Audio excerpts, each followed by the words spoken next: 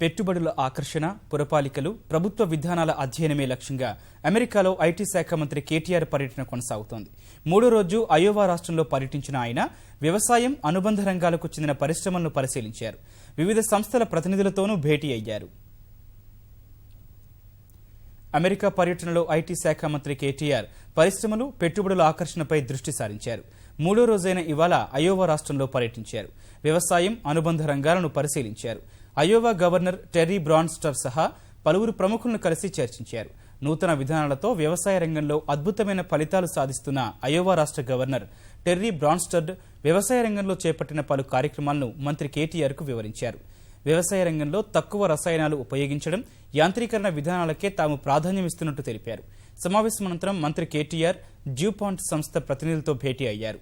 తమ రాష్ట్రంలో ఇప్పటికే వ్యవసాయ రంగంలో పలు కార్యక్రమాలు చేస్తున్నట్లు తెలిపిన డ్యూపాంట్ ప్రతినిధులు కొత్తగా బయో సైన్సెస్ రంగంలో విస్తరించాలనుకుంటున్నట్లు కేటీఆర్కు వివరించారు.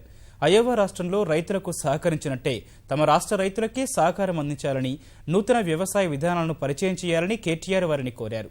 త్వరలోనే ఓ ప్రతినిధి బృందాన్ని రాష్ట్రానికి పంపించాలని కోరారు. రాష్ట్ర రైతులకు ఆర్గానిక్ ఫార్మింగ్లో సహకారం అందించాలని కోరారు. మంత్రి విజ్ఞప్తికి డ్యూపాంట్ ప్రతినిధులు సానుకూలంగా స్పందించారు.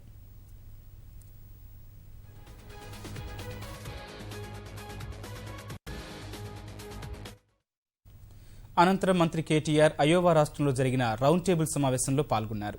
ప్రపంచ ఆహార బహుమతి సంస్థ అధ్యక్షుడు కెన్నెత్ క్విన్ ఈ సమావేశానికి హాజరయ్యారు. ఫుడ్ ప్రాసెసింగ్ రంగంలో అయోవా రాష్ట్రం సాధించిన ఫలితాలను తమతో పంచుకోవాల్సిందిగా మంత్రి కేటీఆర్ కోరారు. వ్యవసాయంతో పాటు బీమా రంగానికి కేంద్రంగా ఉన్న అయోవా రాష్ట్రంలోని కంపెనీలతో ప్రత్యేకంగా చర్చించేందుకు ఆసక్తి వ్యక్తం చేశారు.